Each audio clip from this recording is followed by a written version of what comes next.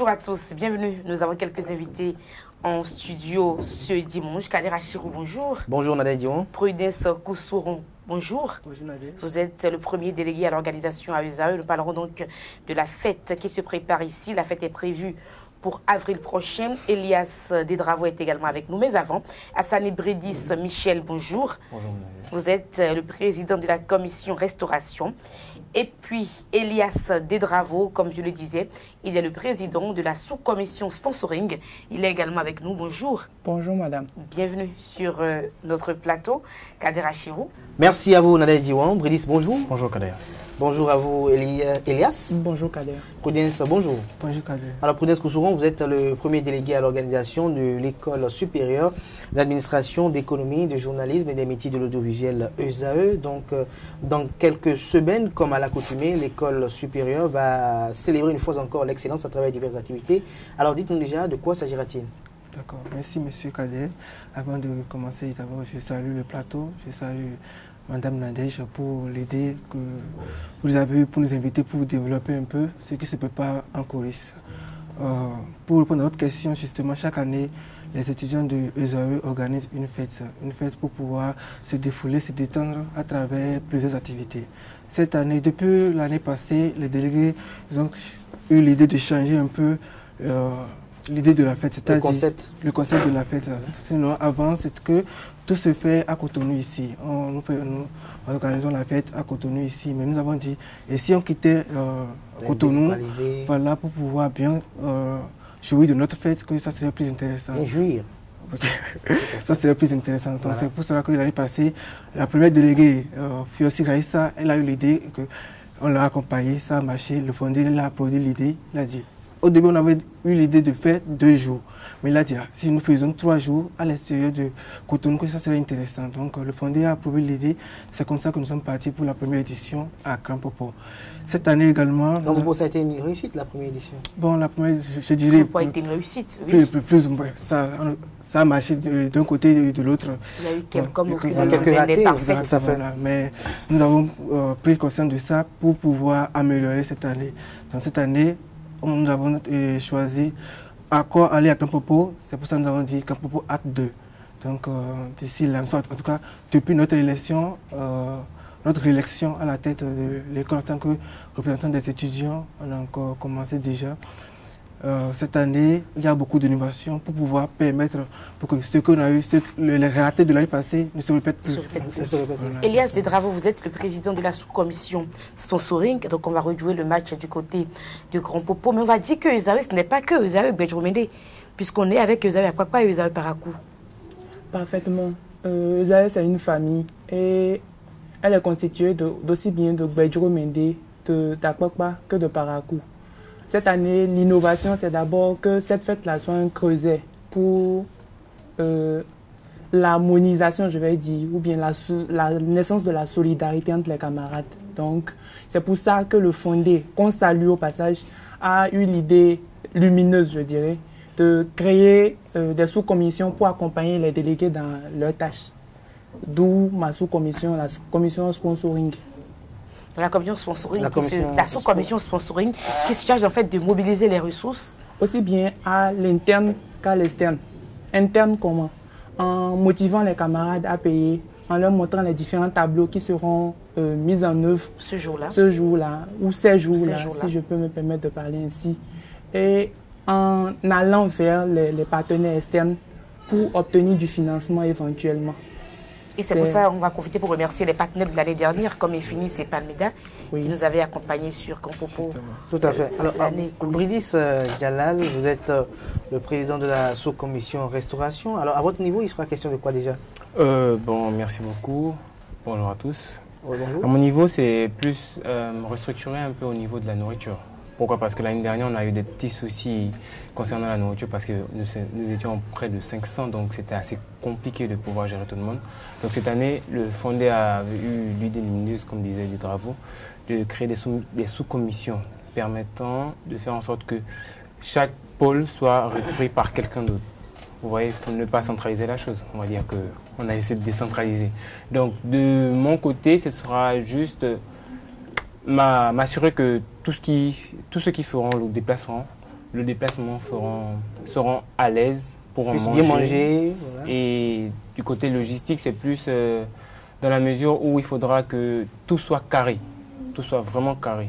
Tout soit vraiment carré, c'est Oui. ça. Hein? Donc tous ceux qui vont faire le déplacement vont bien manger et vont bien boire parce que Boire et il y a surtout beaucoup d'activités. il y a beaucoup d'activités. Il y a beaucoup Alors d'activités parlons qui des sont activités prévues. qui sont prévues. Est-ce qu'on peut citer quelques-unes de manière C'est vrai sommaire, que là, nous sommes à quelques semaines encore de l'événement, donc le programme n'est pas encore très clair. Mais on sait quand même qu'il y aura la lune de l'excellence. Oui, voilà, justement, les grandes activités. Qui Parlant sont des prévues. activités, il y a assez d'activités parce que et vous savez que le Fondé a créé cette année des vendredis culturels. Nous avons Et gospel. justement, on va en reparler. Voilà, donc il y aura la leçon de la messe et deuxième édition. Nous aurons également la soirée cinéma, soirée gospel, art oratoire, divers jeux, la nuit de l'excellence et enfin l'atelier musical. Donc en tout cas, ce sont les activités phares de l'événement. On va ajouter pour que les étudiants ne soient pas trop laissés ou bien des temps morts pour qu'on puisse, comme l'année passée, Il y a eu quelque peu de voilà. temps. Mais de toute façon, on va retenir que l'année passée, c'est Esaü Parakou qui a remporté oui, l'élection Miss Esaü, effectivement, l'élection de Parakou. On va le faire une clin d'œil. Allez-y, Kader. Alors, quelle est l'innovation de cette année? Qu'est-ce qu'il n'y a pas eu l'année passée et qu'il y a cette année, que vous avez prévu cette année? Cette année, l'innovation, je vais parler d'abord des activités du Mais sur le plan du confort des étudiants, est-ce que vous avez revu un peu le confort des étudiants, justement, l'hébergement, le lieu où va se dérouler la nuit de l'excellence? L'année passée, nous n'avons pas eu de salle pour la soirée de l'excellence. Parce que ça a été une soirée faite en plein air. Voilà, c'était en plein air et il y avait de ça et ça a empêché les filles de porter leur talent tout. Mais cette année, nous avons préféré de prendre des tentes climatisées. Vous n'allez pas faire dans la dentelle cette année, des tentes climatisées? Oui, on retrouve ça dans les hôtels à Cotonou ici. Donc nous sommes en train de mettre les bougies tout en haut pour que cette année, cette tente climatisée, pour qu'on puisse porter les talons. Qu'on puisse s'habiller comme l'élégance, voilà, pour que passer l'année passée. Passer la nuit de l'excellence. On puisse s'habiller excellemment. C'est ce pourquoi même nous voulons même faire notre fête. C'est quoi? Vous montrer comment montrer l'élégance de l'école parce que vous savez, l'élégance, voilà, c'est pas seulement les études. Nous voulons aussi montrer que, mis à part les papiers, mis à part les stylos, on s'est habillé. Il y a des beaux gosses. Voilà, le couple, en tout cas. Il y a de belles filles. Des surprises quand même, des surprises. Alors, Elias Dedravo, il n'y a qu'à Esaü depuis quelques mois, je dirais. Il y a des journées culturelles qui s'organisent ici avec plusieurs sections. Est-ce que vous pensez que ça peut être un atout pour vous, pour cette fête-là? Oui, ça va être nécessairement un atout parce que en termes d'université privée au Bénin, Esaü fait montre de pionnier en la matière. Nous sommes les premiers, par exemple, à avoir une chorale. Et ça, j'en suis sûr. À part cela, nous avons mis plusieurs autres activités comme le génie culturel. La danse aussi. Le génie culturel dont je fais partie. D'accord. Je fais un clin d'œil à mes camarades de la. Et là, qu'est-ce que vous faites dans ce club-là? Dans ce club-là, on peut dire qu'on s'amuse, mais on s'amuse de façon cognitive. C'est avec la réflexion, on nous apprend à parler en public, on nous apprend à tester notre culture générale et autres. Donc c'est un peu ça. D'accord. Mis à part cela, il y a d'autres clubs, d'autres activités comme la danse, la musique moderne et autres. Je trouve que bon, c'est un exploit du Fondé d'avoir mis en place ces choses-là pour associer au volet pédagogique le volet ludique, si je peux me permettre de parler ici. Et puis, Hassani, vous êtes de quelle section? Je suis de la section danse. Comment ça se passe là-bas, dans la section danse? Ça se passe super bien. Et je pense que c'est un peu chez nous où va venir l'engouement parce qu'il y a beaucoup d'énergie. N'oublie pas la chorale. Ça fait partie. Non. Au niveau de la chorale, oui. La chorale, oui. Mais la chorale, c'est... Le maître de cœur au niveau de la chorale. Avec la danse, on reviendra à la chorale avec vous. Ok, allez-y. Alors, avec la danse, comment ça se passe? La danse, ça se passe très bien parce qu'on a un super coach. Donc, vous comprenez pourquoi il a son chapeau ce matin. Voilà. C'est pour vous expliquer. Il est un danseur. Vous la danse. Comme chaque vendredi, on va mettre le paquet pour pouvoir, parce que à ce qu'on a dit, vu qu'on devra faire une représentation au niveau de Grand Popo, oui. Donc on s'active assez pour pouvoir le faire. Donc si vous remarquez, si vous essayez de voir dans les salles, vous allez remarquer que c'est beaucoup d'énergie dans notre zone. Vous voyez, donc On assurera un beau festival. Mis à part ça, il y aura des activités, comme je disais, qui sont là pêle-mêle. Parce que cette année, on va essayer de faire en sorte que les étudiants viennent pour s'amuser et non pour dormir. Alors, vous avez dit tout à l'heure, vous avez écouté tout à l'heure Brice qui disait qu'au niveau de la danse, il y a beaucoup d'énergie. Mais est-ce qu'au niveau de la chorale, tout à l'heure, est-ce qu'au niveau de la chorale, il n'y a pas beaucoup d'énergie qui sont déployées au niveau de la chorale? Surtout que dans les vidéos, on voit le fondateur, Clément Adéchian, venir, je dirais, encadrer les uns les autres pour que le meilleur d'eux soit donné le jour de la nuit de l'excellence. Justement, la chorale gospel, vous avez le fondé, il aime jouer. Il aime jouer quoi? Au foot? Non, pas au foot, au piano. Il aime le football aussi? Non, non, non. Bon, ça, je ne sais pas. Mais par rapport à... Un pianiste? Justement, et je sais que le jour de la soirée gospel, il y aura du lourd. Il y aura du lourd? Il y aura du lourd. On verra le fondateur sur le piano? Voilà. Et à côté, vous verrez les choristes. Il y aura plusieurs rubriques, c'est-à-dire il y aura ténor, soprano, basse, tout et tout. On va synchroniser. Vous êtes de basse, oui, je fais du soprano. Voilà, je fais de la basse. D'accord, avec le fondé. Vous pouvez faire une petite démonstration là? Non, il faut quand même... Pas ici, pas ici. Qui soit bien accompagné. Donc en fait, il y a plusieurs activités qui sont prévues. Est-ce qu'il y a également le côté littérature? Parce que l'année dernière, on a quand même déplacé une littéraire pour une conférence. Est-ce qu'on a prévu des activités? Justement, il y a ce côté-là. C'est pour ça qu'on a parlé de art oratoire.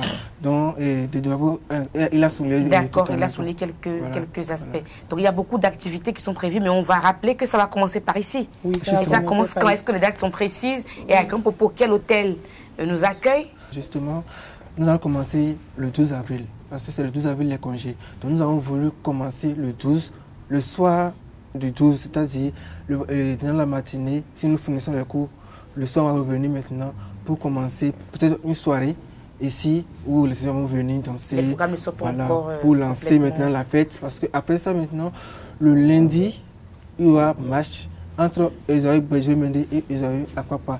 Match de jeudi demi-finale parce que nous allons jouer la finale. Ah d'accord, il y a également le côté sportif. Oui, oui, nous allons jouer la finale sur place à Campopo entre le vainqueur, c'est ça non? Oui, le vainqueur d'ici qui vont s'affronter avec Esaü et Paraco. Esaü Paraco. Voilà. D'accord. Alors, et puis vous avez dit le clou de l'événement. Oui. Des travaux? Oui, allez-y. Oui, le clou de l'événement, c'est Lomé cette année. Il y a un voyage à Lomé.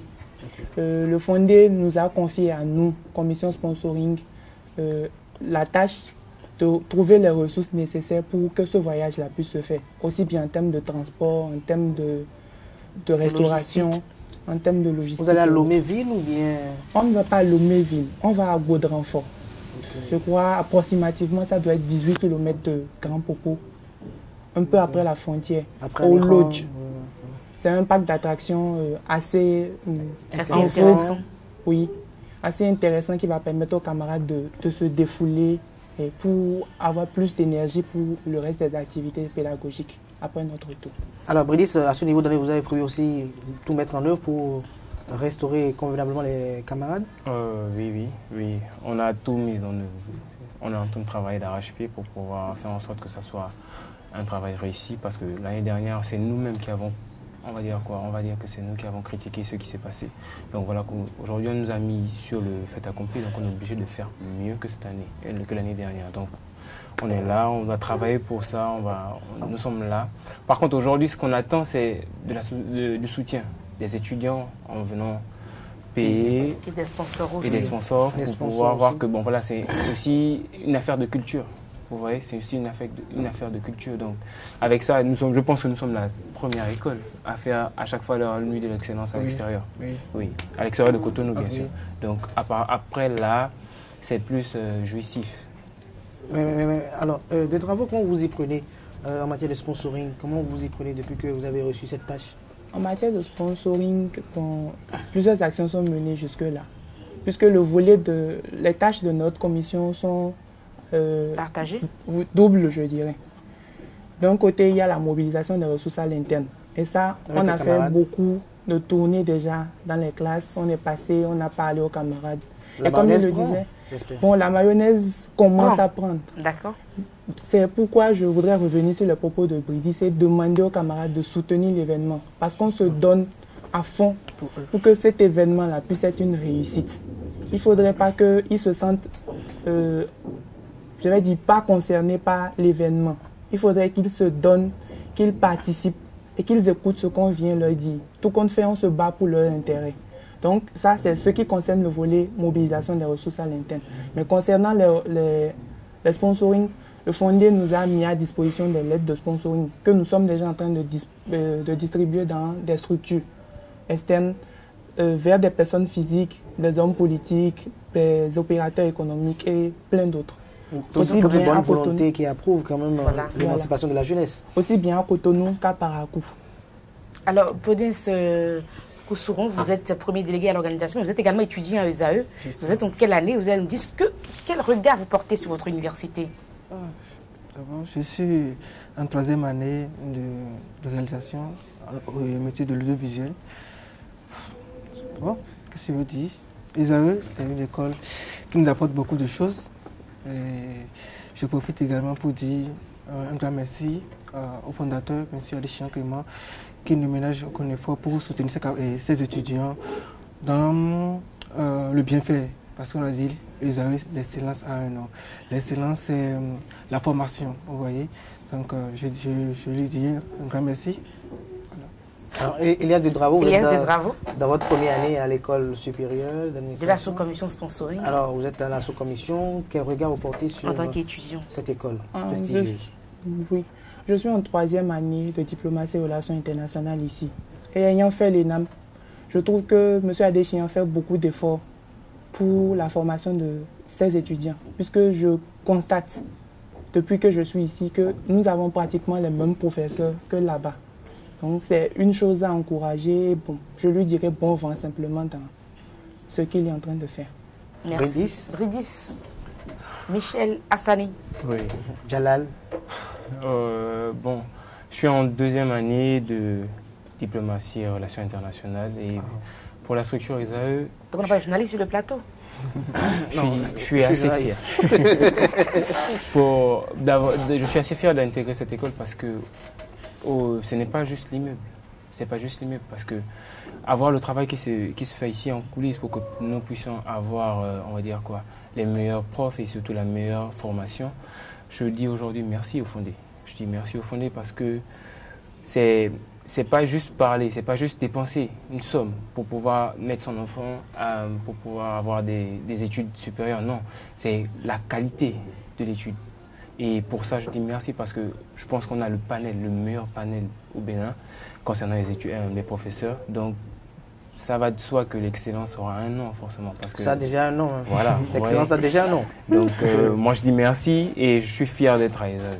Nous sommes une preuve de cette excellence. Merci beaucoup, Hassani Bridis, Michel, avec vous. Nous avons donc parlé de la fête à ESAE qui se prépare pour avril prochain. Des dispositions sont en train d'être prises pour vous sortir un programme assez précis. Et nous demandons aux étudiants d'accompagner donc leurs camarades étudiants pour que la fête soit belle du côté de Cotonou. Plus de grands propos parce qu'on va recevoir ESAE Parakou, ESAE Akpakpa, ESAE Pedro Médé. Et puis pour les bonnes volontés qui sont à l'extérieur, qui aimeraient bien accompagner ESAE ou encore qui aimeraient accompagner ESAE TV, vous pouvez toujours nous contacter pour nous soutenir, pour qu'on puisse soutenir donc nos jeunes étudiants qui font beaucoup d'efforts pour réussir aussi bien sur le côté intellect, mais pour réussir également sur le plan de la culture, sur le plan de la diversité. Merci à vous, Kader Achirou, d'avoir conduit l'entretien avec moi. Prudence Koussouron, vous êtes le premier délégué à l'organisation et ça a été un plaisir de vous recevoir sur notre plateau. C'est vrai que vous ne sortez pas comme ça, donc on ne vous voit pas très, très souvent à l'écran, donc c'est un exercice auquel nous vous avons contraint aujourd'hui. Elias Dedravo, vous êtes le président de la sous-commission sponsoring. Merci d'être passé par ici. Et puis Hassani Bridis Michel, vous êtes le président de la sous-commission restauration. Oui. C'était un plaisir. Portez-vous bien. Très bon dimanche. C'est la fin de votre émission L'invité. Au revoir et à dimanche prochain.